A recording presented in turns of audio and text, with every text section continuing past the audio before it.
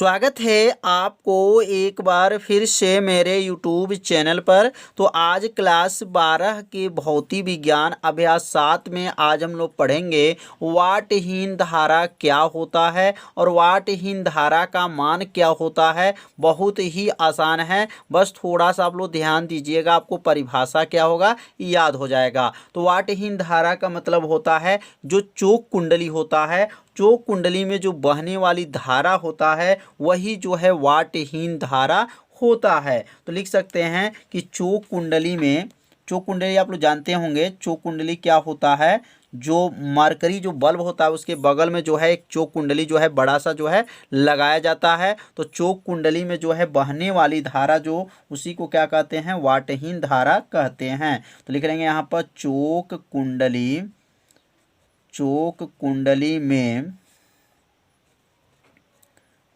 प्रवाहित होने वाली धारा को, प्रवाहित होने वाली धारा को, होने वाली धारा को, धारा को वाटहीन धारा कहते हैं, वाटहीन धारा कहते हैं, धारा कहते हैं। कितना आसान है, एक लाइन का आपका परिभाषा है। चोक कुंडली में बहने वाली धारा को क्या कहते हैं, वाटहीन धारा कहते हैं। अब वो चोक वाटहीन जो धारा होता है उसमें जो औसत शक्ति होता है वो औसत शक्ति का मान जो होता है शून्य होता है। याद रखिएगा, जो औसत शक्ति जो इसकी पावर होती है वह क्या होता है, शून्य होता है। औसत शक्ति में वाटहीन मतलब इसमें वाट ही शून्य हो जाए, मतलब उसमें वोल्टेज जो सामर्थ हो वह सामर्थ का मान क्या हो जाए, शून्य हो जाए, वही तो है वाटहीन धारा। तो इसमें क्या होता है, औसत शक्ति का जो मान होता है शून्य होता है। तो इसकी दो परिभाषा है। तो पहला परिभाषा तो बहुत ही आसान था कि चोक कुंडली में बहने वाली धारा को क्या कहते हैं, वाटहीन धारा कहते हैं। और यहाँ इसकी दूसरा परिभाषा लिख सकते हैं, जब किसी प्रत्यावर्ती, जब किसी प्रत्यावर्ती, जब किसी प्रत्यावर्ती धारा परिपथ में, प्रत्यावर्ती धारा परिपथ में, परिपथ में धारा के प्रवाहित होते हैं, धारा के क्या होते हैं, प्रवाहित होते हुए, प्रवाहित होते हुए, प्रवाहित होते हुए भी परिपथ में, परिपथ में औसत शक्ति का मान, औसत जो है शक्ति का मान, औसत शक्ति का मान क्या हो जाए, शून्य हो जाए। मतलब इसमें शक्ति जो है, पावर जो है वह क्या हो जाए, शून्य होता है, शून्य होता है, होता है। तो ऐसी दशा में होता है, तो ऐसी दशा में, ऐसी दशा में, दशा में परिपथ में बहने वाली धारा को, परिपथ में बहने वाली धारा को, बहने वाली धारा को, धारा को क्या कहते हैं, वाटहीन धारा कहते हैं, वाटहीन धारा कहते हैं, कहते हैं। कितना आसान है। तो इसमें जो है औसत शक्ति का मान क्या हो जाए, शून्य हो जाता है, वाटहीन धारा कहलाता है। और वाटहीन धारा में याद रखेंगे जो शक्ति गुणांक होता है, शक्ति गुणांक को किसे प्रदर्शित करते हैं, कास फाई से। उसमें उसका मान जो होता है वह क्या होता है, 0 होता है, या इसको कलांतर कहा जा सकता है 90 अंश हो, क्या हो, 90 अंश हो। यदि यहाँ लिख लें, यदि कास फाई बराबर, इसमें जो है शक्ति, इसको गुणांक कहा जाता है, कास फाई वह क्या हो 0 होता है। तो बताइए कास में किसका जो है कास फाई का मान जो इसमें 0 अंश होता है, तो कास में कितने अंश का मान 0 होता है, तो याद रखिएगा 90 अंश। तो इसमें कलांतर क्या होता है 90 अंश होता है। जो वाटहीन धारा में कलांतर का मान कितना अंश होता है 90 अंश होता है, याद रखिएगा। क्योंकि कास में 0 अंश का मान जो है जो 0 जो है कास में कितने अंश का मान होता है, तो 90 अंश का मान होता है। तो यहाँ पर जो है औसत शक्ति का सूत्र होता है P बार होता है, सूत्र पढ़े होंगे VRMS होता है, गुणे क्या होता है IRMS होता है, और क्या होता है कास जो है फाई होता है। अब यहाँ पे जो है कास फाई का मान जो है 0 है। क्या है कास फाई का मान जो है 0 है।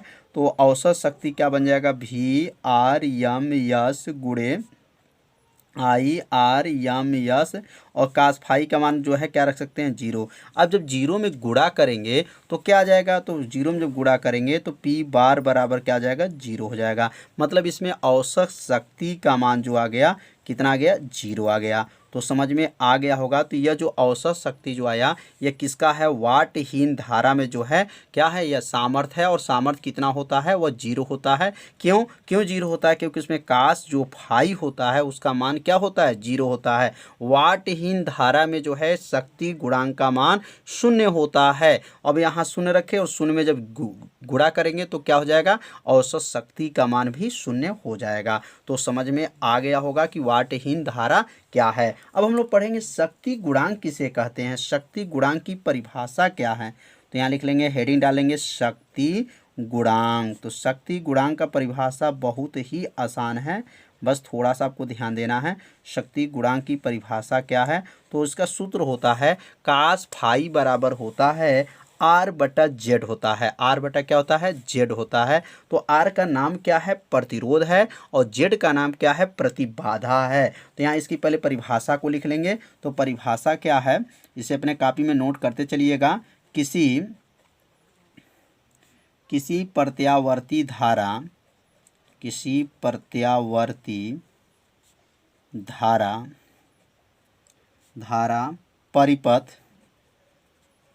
परिपथ के किसी प्रत्यावर्ती धारा परिपथ के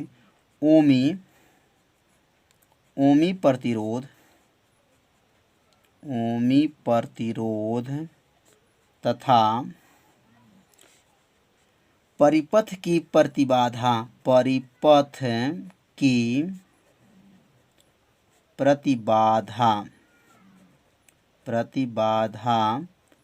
के अनुपात, प्रतिबाधा का अनुपात लिख सकते हैं, का अनुपात शक्ति गुणांक कहते हैं। अनुपात क्या कहते हैं, शक्ति गुणांक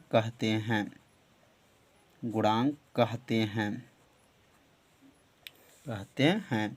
इसे कास फाई से प्रदर्शित करते हैं। इसे कास फाई से प्रदर्शित करते हैं। किसे, कास फाई से प्रदर्शित करते हैं।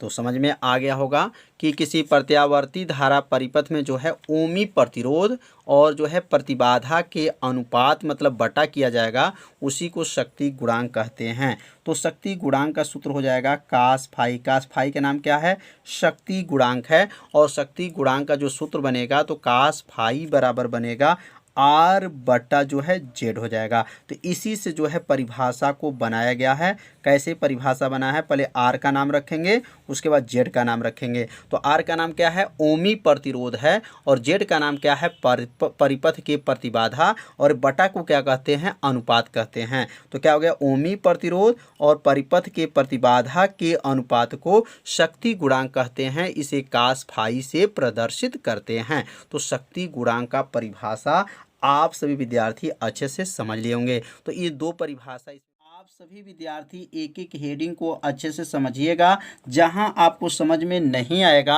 आप सभी विद्यार्थी जरूर कमेंट कीजिएगा। तो प्रतिबाधा क्या होता है, तो कहेंगे वे परिपथ जिसमें प्रतिरोध, प्रेरक तत्व और संधारिता द्वारा उत्पन्न जो बाधा होता है उसी बाधा को प्रतिबाधा कहा जाता है। और प्रतिबाधा को किससे प्रदर्शित करते हैं, तो प्रतिबाधा को Z से प्रदर्शित करते हैं। और इसका मात्रक जो होता है वह ओम होता है। तो यहाँ पर परिभाषा लिख लेंगे, वे परिपथ, परिभाषा को साथ में अपने कॉपी में जरूर नोट कीजिएगा। वे परिपथ जिसमें प्रतिरोध, जिसमें क्या लिखेंगे, प्रतिरोध, वे परिपथ जिसमें प्रतिरोध, प्रेरक तत्व और संधारित्र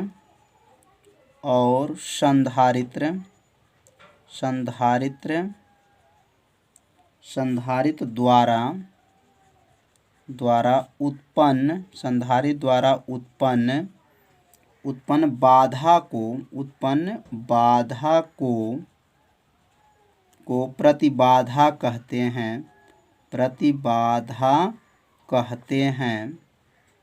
कहते हैं।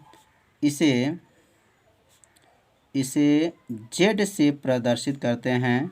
इसे जेड से क्या करते हैं, प्रदर्शित करते हैं।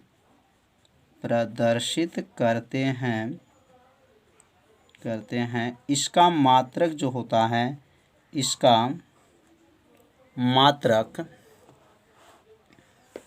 मात्रक क्या होता है, तो इसका मात्रक जो होता है ओम होता है। इसका मात्रक क्या होता है, ओम होता है। तो समझ में आ गया होगा कि प्रतिबाधा क्या है। वे परिपथ जिसमें प्रतिरोध, प्रेरक तत्व और संधारित्र द्वारा उत्पन्न जो बाधा होता है, उसी बाधा को ही क्या कहते हैं, प्रतिबाधा कहते हैं। इसे जेड से प्रदर्शित करते हैं और इसका मात्रक जो होता है वो क्या होता है, ओम होता है। तो आप सभी विद्यार्थी समझ लिए होंगे कि प्रतिबाधा क्या है। तो इस परिभाषा को अपने कॉपी में जरूर नोट कर लीजिए। अब हम सीखेंगे प्रतिघात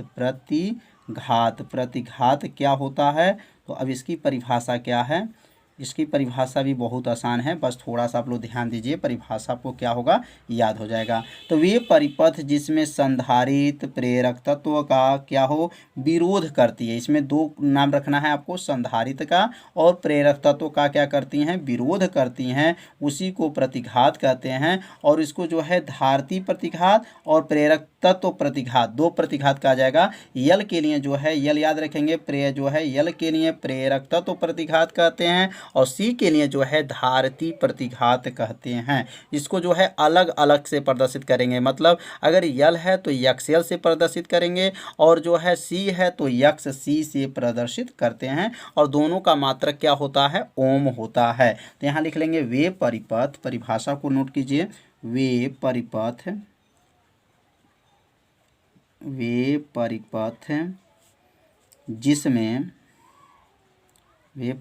जिसमें संधारित्र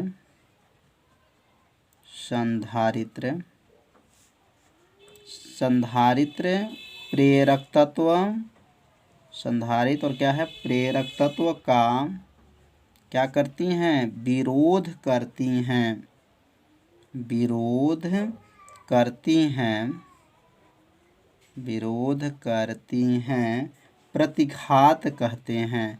प्रतिघात कहते हैं।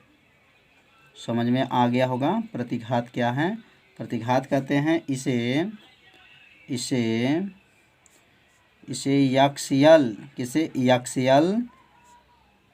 सी याद रखिएगा। ये मैंने प्रेरक तत्व के लिए यल का प्रयोग करेंगे और जो है, और क्या है, यह संधारित्र के लिए जो है यक्सी से। तो इसे यक्स, यहाँ सी पर लिखेगा यक्स सी और यक्स यल, मतलब संधारित्र के लिए यक्सी का और प्रेरक तत्व के लिए यल, यक्स यल से क्या करते हैं, प्रदर्शित करते हैं।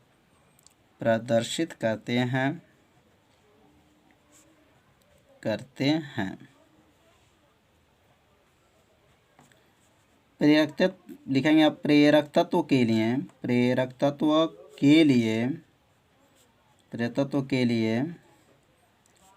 तत्व प्रतिघात कहते हैं, प्रतिघात कहते हैं। और धारिता के लिए कहते हैं, और धारिता के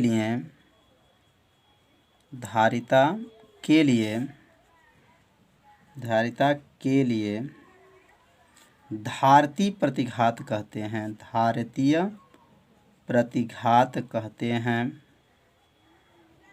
प्रतिघात कहते हैं। तो समझ में आ गया होगा। जब प्रेरक तत्व है तो उसको क्या कहेंगे, प्रेरक तत्व है तो प्रेरक तत्व प्रतिघात कहेंगे, और धारिता है तो उसे क्या कहेंगे, धारिती प्रतिघात कहते हैं।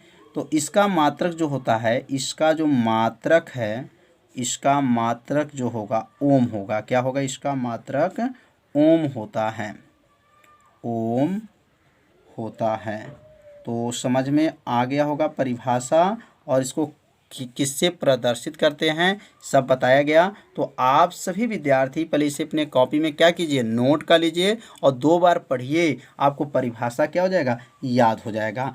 अब हम लोग पढ़ेंगे प्रतिबाधा तथा प्रतिबाधा तथा प्रतिघात में अंतर। प्रतिबाधा तथा प्रतिघात में अंतर क्या है, दोनों में क्या अंतर है। तो प्रतिबाधा तथा प्रतिघात में अंतर बहुत आईएमपी है, कई बार परीक्षा में पूछा जा चुका है कि प्रतिबाधा और प्रतिघात में अंतर बताइए। तो पहले हेडिंग को नोट कर लीजिए और यहाँ पे जो है 2 कॉलम बना लीजिए। पहला कॉलम में जो है प्रतिबाधा लिख लीजिएगा और दूसरा कॉलम में जो लिखिएगा क्या लिखेंगे, प्रतिघात लिखिएगा।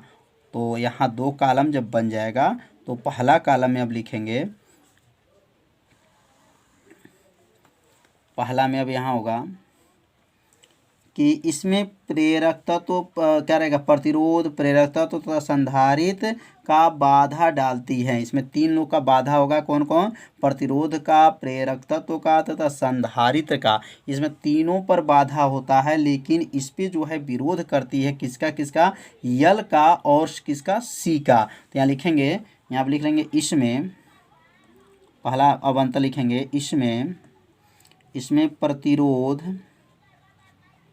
इसमें प्रतिरोध कामा नोट करते चलेंगे, प्रेरक तत्व, प्रतिरोध, प्रेरक तत्व तथा संधारित्र की धारिता, तथा संधारित्र की धारिता, संधारित्र की धारिता। तो संधारित्र की धारिता किसे प्रदर्शित करते हैं, तो संधारित्र की धारिता को सी से प्रदर्शित करते हैं। तो संधारित्र की धारिता का क्या होता है, का बाधा, क्या लिखेंगे, का बाधा डालती है, बाधा डालती है। तो इसमें क्या हो गया, इसमें प्रतिरोध, प्रेरक तत्व तथा संधारित्र की धारिता के क्या करती हैं, बाधा डालती हैं। और इसमें पहला जो अंतर होगा, इसका पहला अंतर हो जाएगा, इसमें संधारित्र प्रेरक तत्व का क्या करती है, विरोध करता है। तो लिखेंगे इसमें संधारित्र, इसमें लिखेंगे संधारित्र, संधारित्र कामा दे करके प्रेरक तत्व, संधारित्र कामा प्रेरक तत्व का क्या करती हैं, विरोध करता है, का विरोध करता है, विरोध करता है। तो पहला जो है अंतर आप लोग समझ लिए होंगे कि पहला अंतर इसमें क्या है। अब ये दूसरा अंतर यहाँ नोट करेंगे। दूसरा अंतर क्या है, तो दूसरा अंतर है कि प्रतिबाधा को जेड से प्रदर्शित करते हैं। ध्यान दीजिएगा, प्रतिबाधा को किससे प्रदर्शित करेंगे, प्रतिबाधा को जेड से प्रदर्शित करते हैं, प्रतिबाधा को जेड से प्रदर्शित करते हैं, जेड से प्रदर्शित करते हैं। और इसमें क्या होगा, प्रतिघात में क्या होगा, तो इसमें 2 प्रतिघात होगा ना। धारती प्रतिघात को यक्ष सी, ध्यान देंगे, धारती प्रतिघात को, यहाँ दूसरा अंतर हो जाएगा, धारती प्रतिघात को, धारतीय प्रतिघात को किससे प्रदर्शित करेंगे, तो धारती प्रतिघात को यक्ष सी तथा प्रेरक तत्व प्रतिघात को, तथा लिखेंगे प्रेरक तत्व, प्रेरक तत्व को किसे प्रदर्शित करेंगे, प्रेरक तत्व को यहाँ पर लिख लेंगे यक्ष यल से प्रदर्शित करते हैं, प्रदर्शित करते हैं।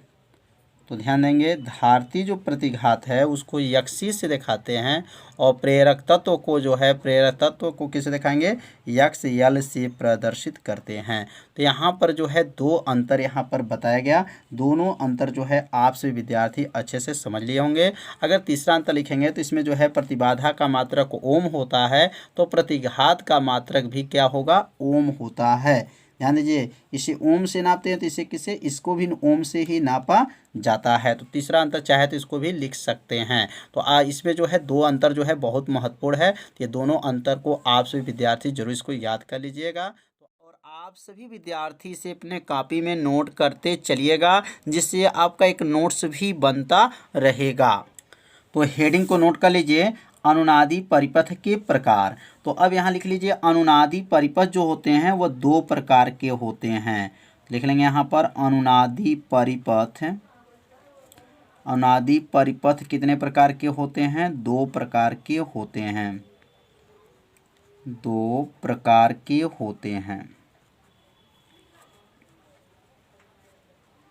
और पहला का नाम क्या होगा, तो पहला का नाम है श्रेणी अनुनादी परिपथ।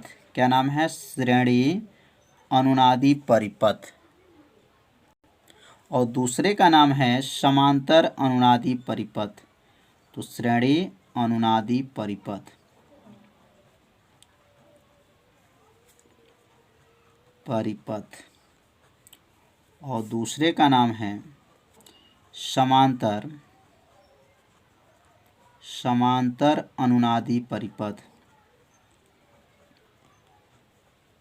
अनुनादी परिपथ। तो अब श्रेणी अनुनादी परिपथ क्या होता है, अब यहाँ पर हेडिंग नोट कर लीजिए, श्रेणी अनुनादी परिपथ। एक एक परिभाषा को अच्छे से आप लोग समझिए, और जहाँ समझ में न आवे वहाँ पर आप सभी विद्यार्थी क्या कीजिए, जरूर कमेंट कीजिए। तो हेडिंग को नोट कर लीजिए, श्रेणी अनुनादी परिपथ। अब श्रेणी अनुनादी परिपथ क्या होता है, बहुत आसान है। वे अनुनादी परिपथ होते हैं जिसमें प्रेरक तत्व, धारिता, प्रतिरोध किस क्रम में जुड़े हों, श्रेणी क्रम में जुड़े रहते हैं। इस प्रकार के जो श्रेणी होता है वह अनुनादी श्रेणी कहलाता है। तो परिभाषा जो है बहुत आसान है, इसमें क्या क्या बोलेंगे, प्रेरक तत्व को और क्या, प्रेरक तत्व, धारिता और प्रतिरोध किस क्रम में जुड़े हों, श्रेणी क्रम में जुड़े हों। इस प्रकार के परिपथ को ही क्या कहते हैं, श्रेणी अनुनादी परिपथ कहते हैं। तो इसका उत्तर लिख लेंगे, वे अनुनादी परिपथ, वे अनुनादी परिपथ जिसमें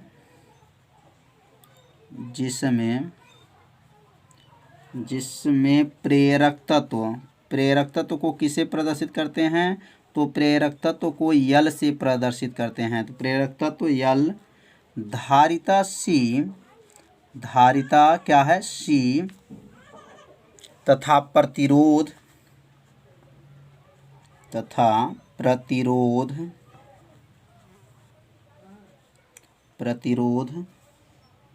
प्रतिरोध को किससे प्रदर्शित करते हैं, तो प्रतिरोध को आर से प्रदर्शित करते हैं। तो प्रतिरोध आर जो है किस क्रम में, श्रेणी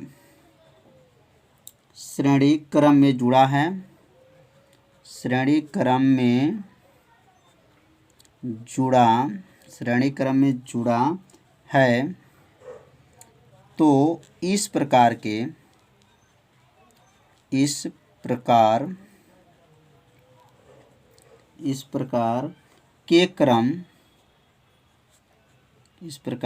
क्रम को श्रेणी अनुनादी कहते हैं, श्रेणी अनुनादी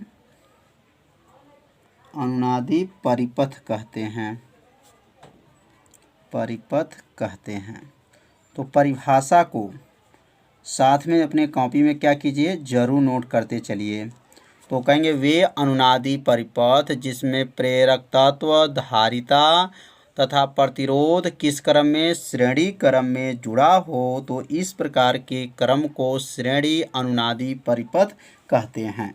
तो अब यहाँ पे जो है इस क्रम को जो है जोड़ लिया जाए। कैसे इसको जोड़ा जाएगा, तो इस परिपथ को भी यहाँ पर नीचे जो है आप सभी विद्यार्थी से ज़रूर बना लीजिएगा। यह जो है यल है और यहाँ पे जो जोड़ा गया सी है और यह जो है आर है। तो यहाँ पर 3 परिपथ इसमें जोड़ा गया है। कौन कौन है, तो यहाँ पे जो है यह है यल, यह सी और ये क्या है आर। तो मतलब यल मतलब प्रेरक तत्व और सी का मतलब धारिता और आर का मतलब क्या है प्रतिरोध। इस किस क्रम में जुड़े हैं, तो श्रेणी क्रम में जुड़े हुए हैं। तो इसे क्या कहेंगे, श्रेणी अनुनादी परिपथ इसको कहा जाएगा, श्रेणी अनुनादी परिपथ। तो समझ में आ गया होगा श्रेणी अनुनादी परिपथ क्या होता है। अब हम लोग सीखेंगे समांतर अनुनादी परिपथ। समांतर अनुनादी परिपथ, अनुनादी परिपथ। तो श्रेणी और समांतर जो है अनुनादी परिपथ जो है परिभाषा बहुत ही आसान है, बस थोड़ा सा आपको समझना है कैसे इसको परिभाषा को बनाना है। तो श्रेणी में कैसे जोड़ना था, तो श्रेणी क्रम में जोड़ा गया है और समांतर में जो है किसमें, समांतर क्रम में जोड़ा जाएगा। तो इसमें क्या रहेगा, वे अनुनादी परिपथ जिसमें प्रेरक तत्व, धारिता और प्रतिरोध किस क्रम में हो, समांतर क्रम में जो। जैसे इसके पहले हम लोग किस क्रम में जोड़े थे, श्रेणी क्रम में जोड़े थे, तो अब किस क्रम में जोड़ेंगे, समांतर क्रम में जोड़ेंगे। तो इसका उत्तर भी लिख लीजिए, वे अनुनादी परिपथ, वे अनुनादी परिपथ जिसमें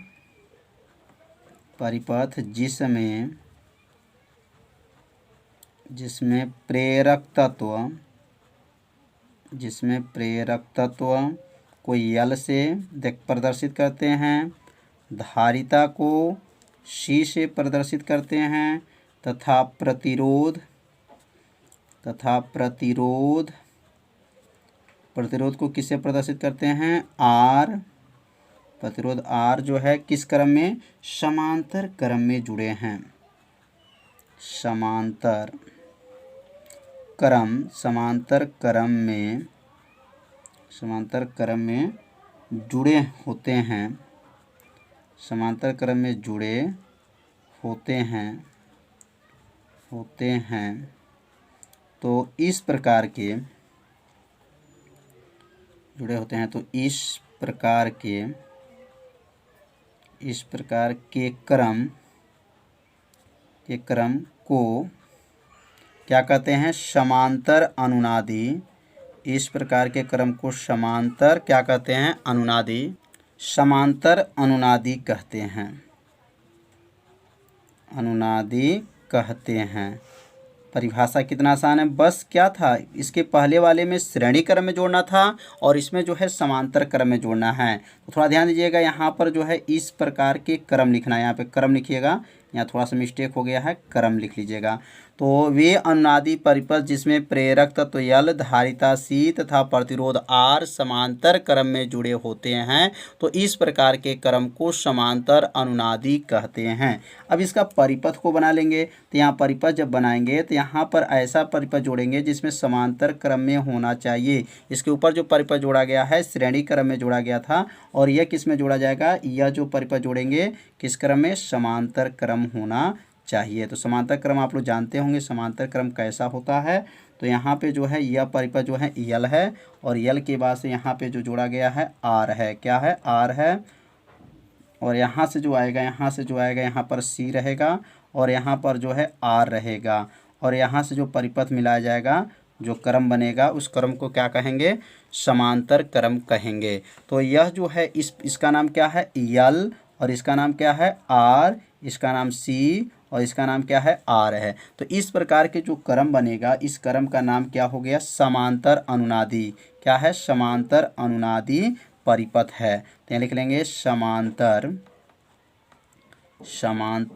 अनुनादी परिपथ, समांतर अनुनादी परिपथ इसका नाम है। तो समझ में आ गया होगा इस किस क्रम में जोड़ा गया है, तो समांतर क्रम में जोड़ा गया है। तो आप सभी विद्यार्थी इस चित्र को अपने कॉपी में क्या कीजिए, ज़रूर बना लीजिए। तो आज के वीडियो में क्या पढ़े हम लोग, अनुनादी परिपथ के प्रकार क्या होते हैं। तो श्रेणी अनुनादी और समांतर अनुनादी जो है इस वीडियो में बताया गया। तो आज का वीडियो कैसा था, आप सभी विद्यार्थी जरूर कमेंट कीजिएगा। वीडियो को लाइक कर दीजिए और चैनल पर यदि आप पहली बार आए होंगे तो चैनल को सब्सक्राइब और घंटी दबाना मत भूलिए, क्योंकि यह लाइव क्लास आपके लिए ही चलाया जा रहा है। तो मिलते हैं अब अगले भाग में, तब तक के लिए सभी विद्यार्थियों को नमस्कार।